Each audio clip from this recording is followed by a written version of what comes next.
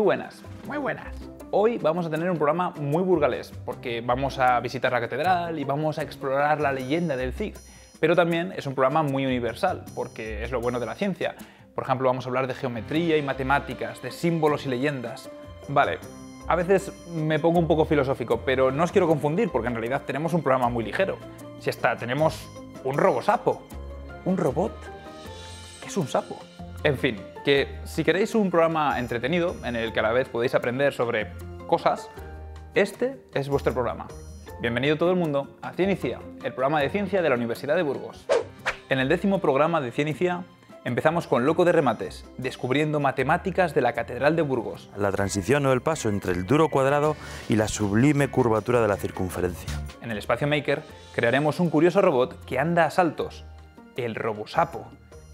En Ubu Investiga separaremos la leyenda de la historia en la figura del Cid. No tiene ninguna consistencia histórica. En A Tres Barbas, el físico Joaquín Sevilla nos habla de la difracción de la luz. Y en Escuela de Homínidos es hora de diseñar un símbolo para los clanes, haciendo arte rupestre.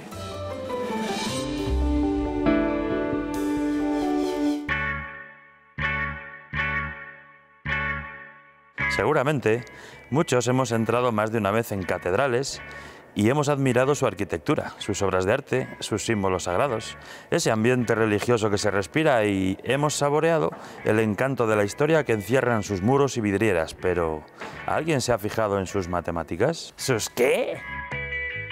Un ejemplo. En la Catedral de Burgos, el octógono es la figura estrella. No solo se ven octógonos por todas partes, sino que las formas geométricas mayores y de más importancia arquitectónica que posee tienen esta forma. Se podría decir que domina la construcción. Hoy nos toca mates en la Catedral de Burgos.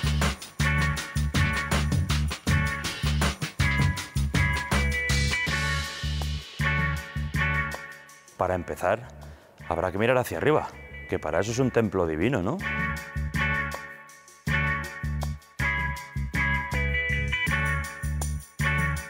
Pues sí, muchos edificios religiosos tienen muchas estructuras con forma octogonal, pero ¿por qué? El octógono representa la transición o el paso entre el duro cuadrado y la sublime curvatura de la circunferencia. En el arte sagrado, el cuadrado se relacionaba con la tierra, por los 4 elementos o los 4 puntos cardinales, mientras que la forma circular, por su perfección, sin aristas, hacía referencia a lo divino, a la perfección de Dios.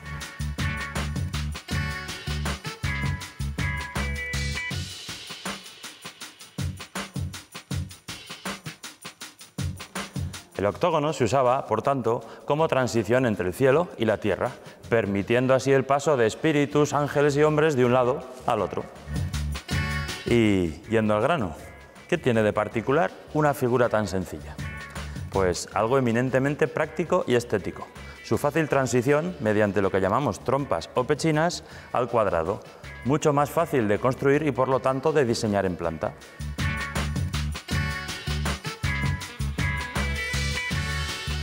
El octógono.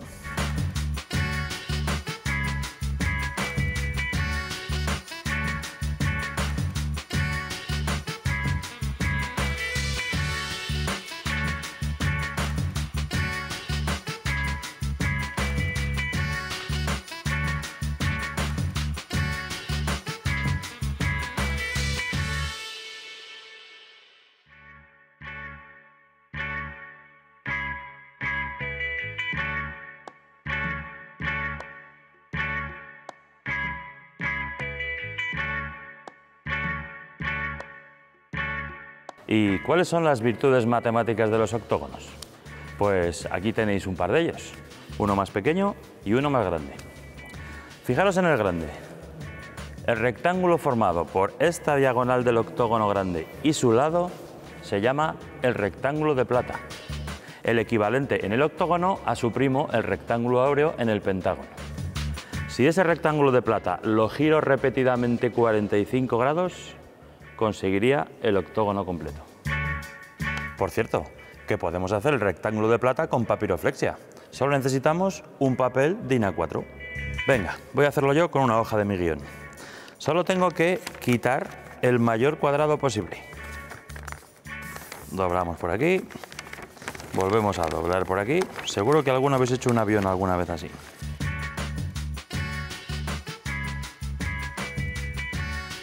Esto quería ser un rectángulo de plata. Una de las formas en las que los constructores podían hacer un octógono regular es mediante la que llamamos el corte sagrado.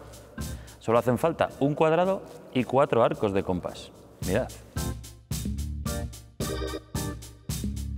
Muchos octógonos están decorados con lo que en matemáticas llamamos un polígono estrellado. En este caso, el polígono estrellado 8,3. El octógono tiene 8 vértices y vamos a ir recorriéndolos empezando por uno y saltándolos de 3 en 3. De esa forma recorreremos todos antes de llegar al original. Eso es un único polígono.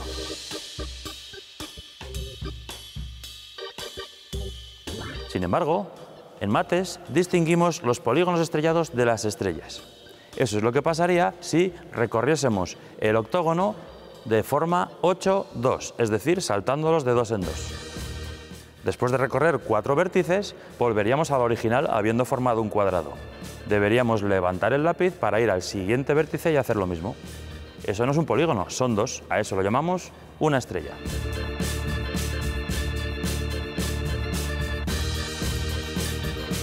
Y ya, para acabar, una curiosidad. Mirad cómo se puede componer un polígono estrellado 8,3, como el cimborrio, ¿os acordáis? Usando las mismas piezas que hemos sacado de un octógono regular.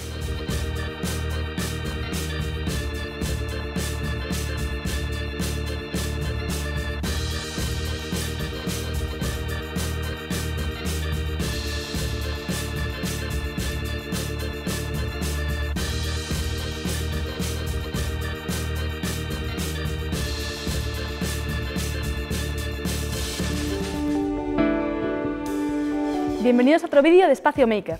Hoy vamos a ver el Robosapo, un robot muy divertido que se mueve dando saltos.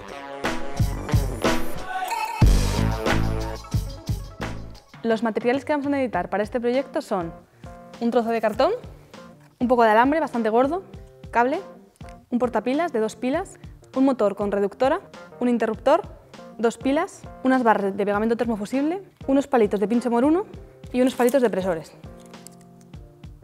Lo primero que vamos a hacer es dibujar y cortar las piezas que van a hacer nuestro robot. Tenemos que dibujar un rectángulo de 14 por 7 centímetros y 4 triángulos de base 14 centímetros y altura 7 centímetros. Vamos a ello.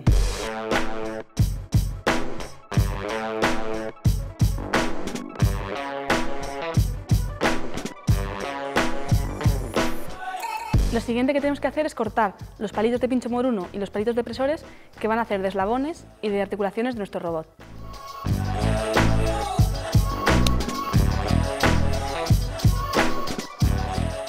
Lo siguiente que vamos a hacer es montar el circuito eléctrico que va a unir el motor con reductora, el portapilas y el interruptor.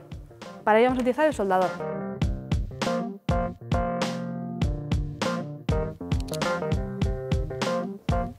Ya lo tenemos.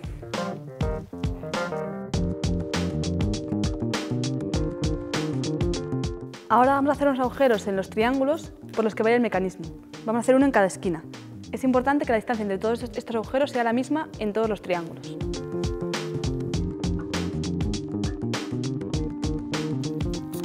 También vamos a hacer unos agujeros en los palitos de presores. Igual que en los triángulos, es importante que la distancia entre estos agujeros sea la misma en todos los eslabones. Para hacer estos agujeros vamos a utilizar el soldador. Lo podríamos hacer también con un punzón o con un taladro, pero como esta madera es bastante quebradiza, con el soldador nos va a ir un poquito mejor.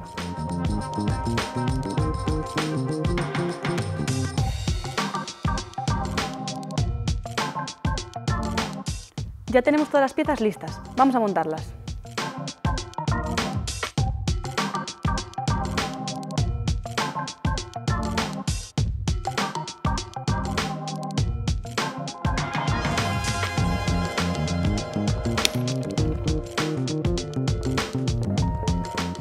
Estas piecitas de aquí son los eslabones de nuestro mecanismo. Vemos que en los dos agujeros, en uno de ellos ponemos una pieza fija y en el otro de ellos vamos a poner una pieza que va a girar dentro. Esas piezas van a ser en estos dos ejes, aquí, y en estos dos, en los dos agujeros que tenemos libres, pondremos un alambre que irá dentro del eje de nuestro motor. Es importante saber que este motor cuenta con una reductora, es decir, un conjunto de engranajes dentro que reduce el movimiento de manera que el giro del motor es mucho más rápido que el giro del eje. Ya está montado. Antes de pegar los componentes electrónicos vamos a ver si funciona. ¡A por ello!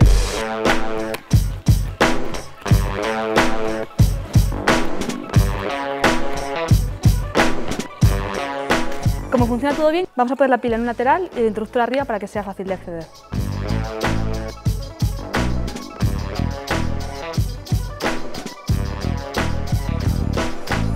Vamos a ver un poco más en detalle cómo funciona el robot.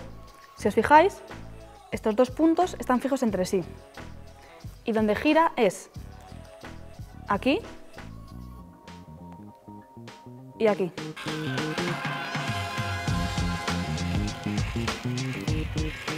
Para terminar, vamos a tunear nuestro robot con unos ojos saltones.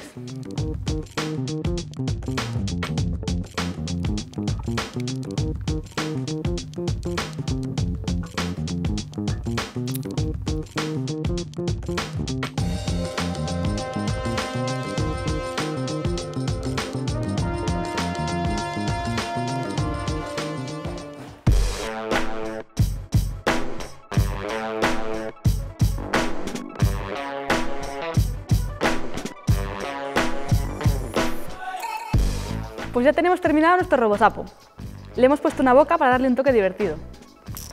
Esto es todo, os vamos a dejar como siempre todas las instrucciones para hacer este proyecto en nuestro blog y esperamos que os haya gustado.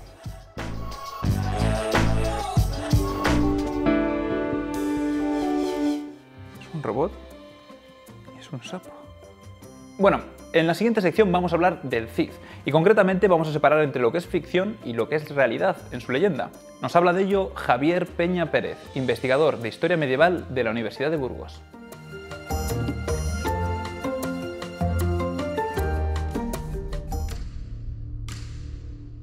La verdad de su historia no ha sido conocida, sobre todo no ha sido conocida desde pequeños.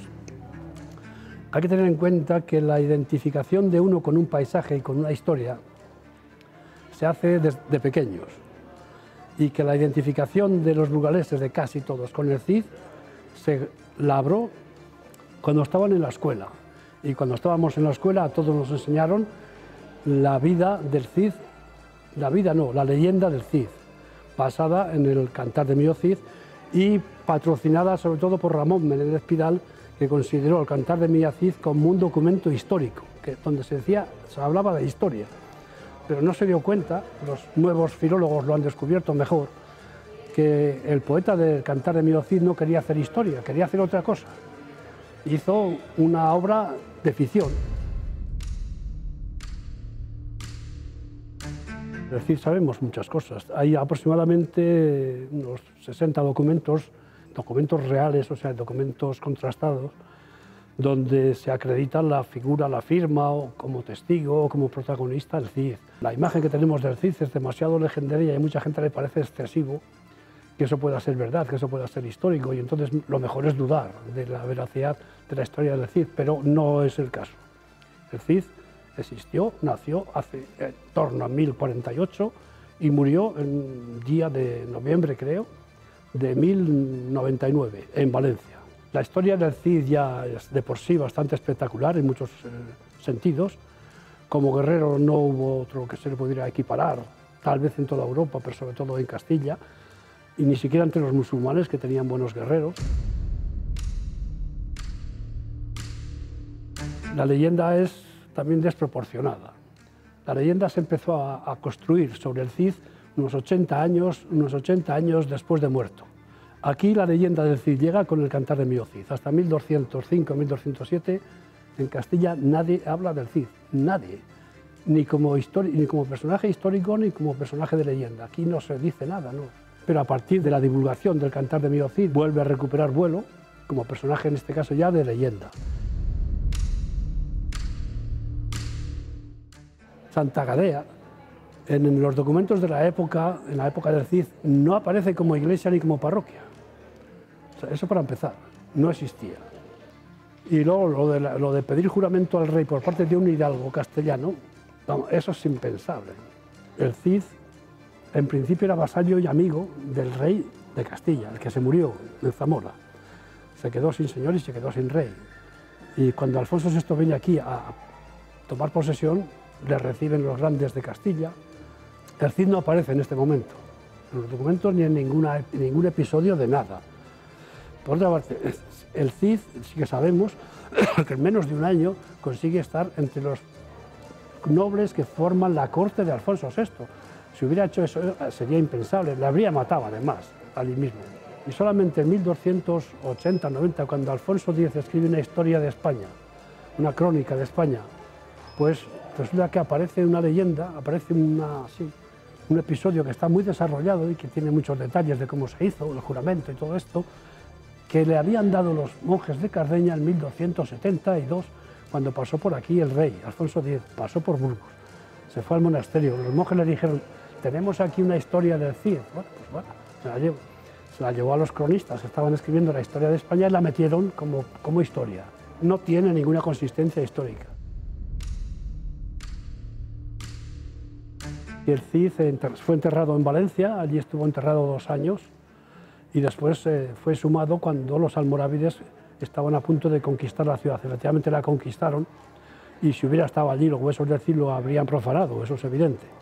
Entonces Jimena se los trae para Castilla junto con Alfonso VI y buscan en el camino un sitio donde depositarlos y recalan en Cardeña. Después, cuando el Cid recupera el vuelo cultural en Castilla, probablemente le metieran dentro de la iglesia. Y a principios del siglo XIX, en 1800 y poco, vienen los soldados de Napoleón a ocupar España y utilizar los monasterios como cuarteles. Entonces, una de las cosas que primero saquearon de Cardeña, fueron allí bastantes soldados, fueron los sepulcros.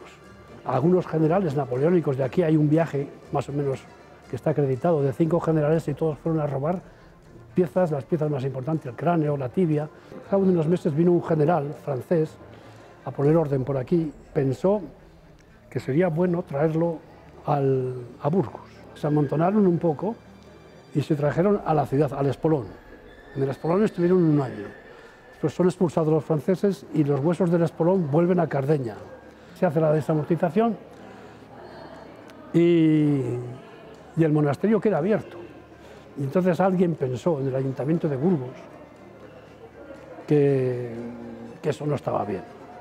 Y decidieron traerlo a Burgos para hacerle aquí un mausoleo nuevo, pero no hay dinero para hacerle monumento. Y en 1920 el arzobispo de Burgos, un cardenal, sugiere al ayuntamiento que, puesto que ellos no hacen nada, que sería un buen sitio para enterrarlo en la catedral. El ayuntamiento dice que sí, y como si fueran los huesos de un santo, se depositan debajo del cimborrio del crucero, que es donde están ahora. Pero mientras tanto habían venido, se habían amontonado, se habían mezclado, de tal manera que a saber ahora si esos huesos que están en la catedral son todos del Cid, eso parece imposible.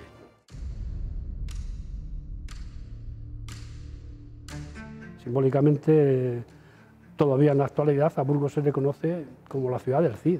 Fuera de aquí ya ha perdido mucho brillo, sobre todo desde que Franco se lo apropió como personaje suyo, pues la caída del franquismo también supuso un poco la degradación de la figura simbólica del Cid. Pero en Burgos no. Ese personaje creado así, por un poeta imaginativo, es el que se nos inculcó a nosotros como personaje histórico. Entonces, los lugareses con quién se identifican, lógicamente con el personaje que conocieron, el personaje de la leyenda. Y ahora pues es muy difícil, una vez que uno se ha creado su identidad histórica y su identidad cultural en la ciudad de Burgos, en el entorno de Burgos, es muy difícil intentar cambiar. Y además igual no hace falta, porque al fin y al cabo cada uno se busca lo que quiere. Lo interesante es saber y distinguir entre la leyenda y la historia. Luego cada uno elige lo que quiere y se crea su memoria histórica, su identidad histórica, pues con los argumentos que elige, pero lo bonito sería elegir conscientemente, cosa que hasta hace poco no se ha podido hacer con claridad.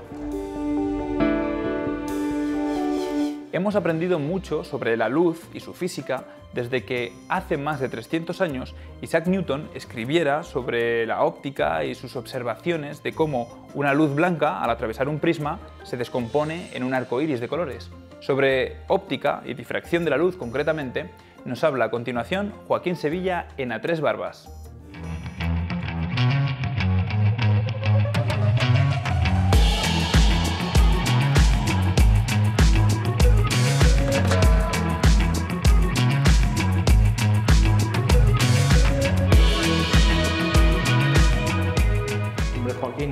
¿Qué tal? ¿Vas a ver unos CDs hoy aquí o...? Hombre, ponerlos para la música no, porque ya no se usan para escuchar. Lo que sí es curioso, si os fijáis, la cantidad de colorines que se ven en la cara. Siempre es una de las cosas bonitas, ¿verdad? Y esto en realidad, estos colorines no están ahí. Lo que estamos viendo aquí son los colores que llevan las luces de alrededor que se dispersan en la cara esta del CD, igual que ocurre en los prismas o en el arco iris.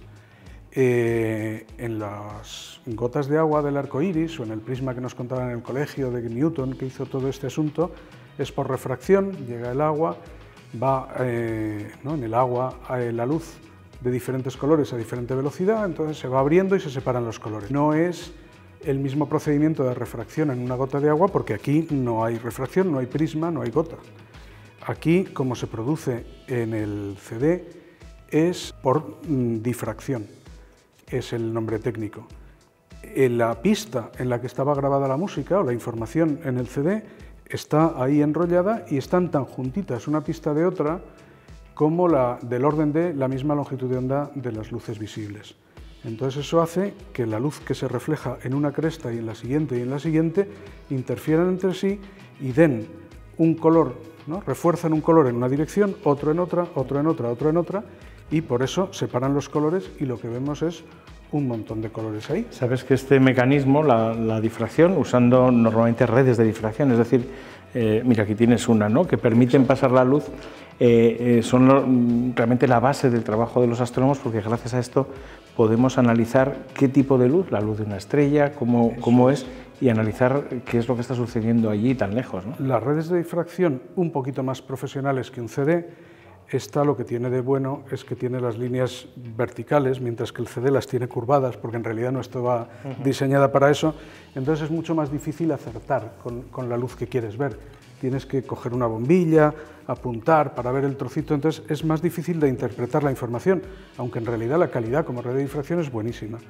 Diferentes bombillas de las que tenemos hoy en día en casa, tubos fluorescentes, bombillas de bajo consumo, las tradicionales de incandescencia, de LEDs, tienen diferentes espectros. Y bueno, pues yo tenía este flexo donde podemos ir poniendo las diferentes bombillas para ver... Y podemos verlo aquí, es decir, cualquiera en casa con un CD o con un DVD puedes verlo. Por reflexión en el CD y bueno, pues también tenemos una red de difracción de estas, pues podemos mirar a la bombilla a través de la red de difracción y veremos ese... Oye, no sé si sabes que las bacterias pueden acabar viendo distintas longitudes de onda. No me digas. Tienes bacterias que se llaman bacterias verdes, bacterias rojas y cianobacterias. Y dependiendo de la combinación de pigmentos que tengan fotosintéticos, se excitan a distinta longitud de onda. Entonces hay bacterias, de esa manera, en un mismo ecosistema no compiten entre ellas, porque unas se van excitando a una longitud de onda y otra a otra distinta. ¿Pero es que la ven o que la aprovechan? Bueno, la aprovechan dependiendo del tipo de, entre comillas, dependiendo del tipo de pigmentos fotosintéticos que tengan. O sea, el nombre de cianobacterias viene de ahí, precisamente de... Cianobacterias y bacterias verdes, bacterias rojas, según la longitud de onda a la que excitan sus pigmentos. Y ya unas pinceladas, tampoco nos vamos a enrollar más con esto. Las luces como el sol, estas de incandescencia, que funcionan simplemente por el hecho de estar a una temperatura muy alta, el filamento este clásico de tungsteno, pues cerca de 2000 grados, el sol a 5500, lo que hacen es emitir todos los colores en una curva así más suave, y entonces cuando lo miras a través de una red de difracción, pues lo que ves es un degradado. En cambio, los tubos fluorescentes, que lo fundamental es el vapor de mercurio que tienen en su interior, tienen 4 líneas de emisión muy características y lo que ves en una red de difracción o reflejado en el CD es una imagen del tubo este en cada uno de los colores. Que como no me lo sé, pero ahora lo estoy viendo, pues hay un azul oscuro, un azul cian, un amarillo verdoso y un naranja. Entonces es un espectro que si lo dibujáramos tiene unos picos en esos colores y eso lo que da lugar es a una reflexión del tubo fluorescente en cada uno de los colores. Y bueno, pues esto es un poco la historia que hay detrás de los colorines que podemos ver en la parte de atrás de un CD. Impresionante, ¿sabes? Que yo los utilizo como posavasos. Pues es también, otra utilidad que puedes tener. también es una buena cosa. Y para hacer unos juguetes, unos aerodeslizadores, es chulo también. Muy bien. Si valen para todo, ¿ves? Menos para lo que se hicieron.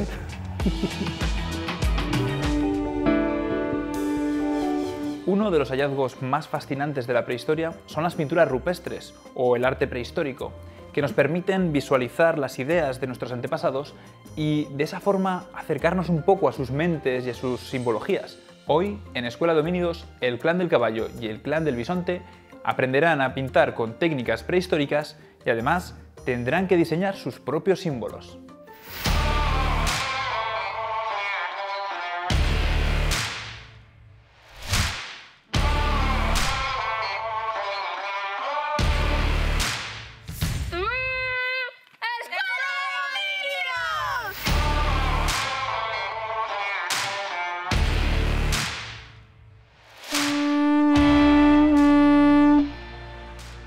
Al entrar, han tocado una concha para entrar y sonaba como un pedo. Sí. Sonaba un pedo. Un cuerno.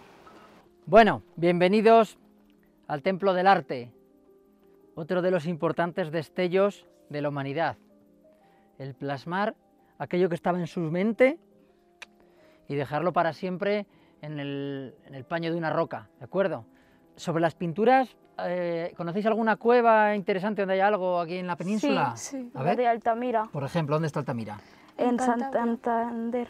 En Santander, en Santander. Cantabria, ¿vale? En Atapuerca incluso hay algún grabado de la Edad del Bronce, ya muy moderno, en el Levante español, las neolíticas, bueno, hay muchísimas cuevas. Entonces, la temática en el Paleolítico, que es lo que nos atañe, es fauna, ¿de acuerdo? Aquí tenéis réplicas de algunas de las pinturas más interesantes que han salido en el suroeste francés o en el norte de la península ibérica, ¿no? Tenéis allí los mamuts, los caballos salvajes, caballo, bisonte, ciervo, gamo.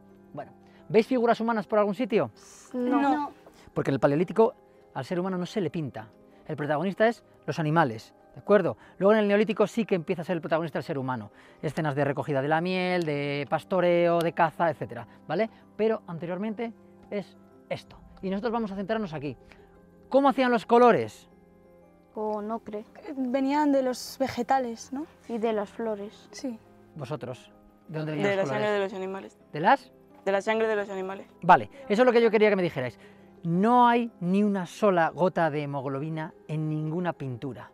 Es un mito, tendemos a pensar rojo, sangre. No, ¿vale? Desecharlo. Nunca se ha utilizado la sangre. Siempre pigmento mineral. Mira qué rojo más potente. Eso es hierro. Óxido de hierro, ¿vale? Y esto, amarillo, limonita, hidróxido de hierro. Esto es lo que hay que moler, como si fuera harina, y mezclarlo con agua. Y el negro, bien fácil, ¿no? A ver, equipo de bisontes. Carbón. Carbones, ¿de acuerdo? Carbón se muele y se consigue el color negro. Bueno, pues con los tres elementos y los tres colores que tenemos aquí, vamos a plasmar el arte. Técnicas hay muchas, muy diversas, ¿vale? Algunas son muy sencillitas, otras son que requieren una complejidad tecnológica mayor. Vamos a empezar con lo más sencillo, que sería un grabado. Con las lascas que hemos aprendido a hacer, podríamos grabar, ¿de acuerdo? Aquí, por aquí, pues se puede ir haciendo un dibujo. ¿Qué pasa? Araño la roca, rasco la roca y queda la marca por erosión, ¿de acuerdo? Esa sería una técnica. Puedo ya entrar con pinturas y, por ejemplo, dejar la impronta de mi yema del dedo. Una serie de digitaciones, ¿no?, que llamamos. ¿Puedo seguir haciendo también improntas de ese tipo? Vamos al rojo. Mezclamos bien el ocre, como os he explicado antes, y técnicas de tamponado. Empapamos bien el tampón y podemos ir dejando huellas de ese cuero que hemos abrazado a un palo sin más. Y por último, también difuminan. lanzan la pintura a través de cañas huecas. Vamos a hacer una demostración. Dentro de este recipiente, que es una concha, metemos 2 cañas huecas, huesos de ave, ¿de acuerdo? Entonces, la técnica de fuminado principalmente se utiliza para los negativos de las manos. No aparecen humanos, pero sí sus manos, ¿de acuerdo? ¿Que es una manera de firmar? ¿Es una manera de yo estuve aquí? ¿Es el graffiti de la época? Pues posiblemente, pero no se sabe. Jimena, ¿me ayudas? Venga. Saúl, échate para atrás. Colócate la mano, muy bien. Uy, Dios, esas uñas. Te las voy a cambiar de color, ¿eh? ¿No te importa? No. Venga, pues vamos allá. Mis uñas eran de color morado y rojo y se han vuelto todas rojas a juego de la camiseta. A ver, quita la mano, cuidado. Perfecto. Bueno, aquí tienes tu obra, tu mano, tu firma, tu graffiti paleolítico y tu mano que quedará manchada para los próximos 20.000 años, ¿vale? Así que ni te muevas, quédate así. Bueno, pues ahora que tenéis tanta información, lo que tenéis que hacer es inventaros un símbolo de vuestro clan, el símbolo de vuestro clan. Aquí tenéis el material, tenéis los objetos necesarios para pintar y con ellos pensad cómo lo vais a hacer y qué vais a hacer. Ese será el dibujo de vuestro clan, ¿de acuerdo? Pues venga, juntaos los clanes y pensad cómo será vuestro símbolo y yo os ayudaré a plasmarlo en esta roca. Clan de los bisontes, hora de vuestro símbolo. Un bisonte, ¿no? Eso sería lo más sencillo, ¿no? Sí. Un bisonte. Sí. ¿Tú también estás de acuerdo en hacer un bisonte? Sí. Hemos intentado hacer una cabeza de bisonte, pero vamos, que eso parecía más un conejo. Aquí tiene el morro, aquí tiene un cuerno y el otro que sale por Sí, detrás. porque ¿de has acuerdo? hecho los cuernos en diferentes direcciones. A mí me ha parecido muy interesante todas las técnicas y además también de lo que estaban hechos todos los colores y todos los materiales que hemos utilizado. En este caso es más curioso, más elaborado más diversas técnicas, más realista, más naturalista, este es más abstracto. Bueno, pues están muy bien vuestros símbolos. Bueno chicos, pues todo esto que hemos visto ahora en este espacio nos demuestra el simbolismo, ¿no? La mente simbólica del ser humano, que es algo único en el reino animal. Nosotros lo tenemos en la cabeza y lo plasmamos en una roca para los restos, ¿no? Para el fin de los días. Y ahí quedan, durante miles y miles de años han quedado ahí las pinturas. Bueno, pues ahora lo que vamos a hacer, ya para despedirnos, vamos a pasar a algo que es muy importante y es el adorno personal. Hoy en día, mientras estamos aquí, hay tribus en Australia, en Oceanía, en África, que se pintan todos los días. Se pintan para diferenciarse unos clanes de otro. Pues vamos a hacer lo mismo. Vamos a diferenciar el clan del caballo del clan del bisonte, pintándonos la cara, los brazos y demás. Aquí tenéis la materia prima, tenéis el rojo y tenéis el amarillo, y con ello podéis empezar a pintaros. Yo os recomiendo que utilicéis las yemas de los dedos y extendáis líneas, que cojáis estos palos que tengo yo aquí y hagáis pequeños puntos, y de esa manera decoréis vuestro cuerpo, que os manchéis, ¿de acuerdo? Venga, adelante. Nuestros antecesores yo creo que antes utilizaban la pintura para intimidar y para señalizar que eran de una tribu o de otra. Lo que más me ha gustado a mí es pues hacer el tamponazo y el círculo. A mí lo que más me ha gustado ha sido observar las diferentes técnicas, las huellas dactilares, me gusta mucho. Que lo de pintarnos el cuerpo me ha parecido divertido, aunque me he pasado un poco, pero vamos.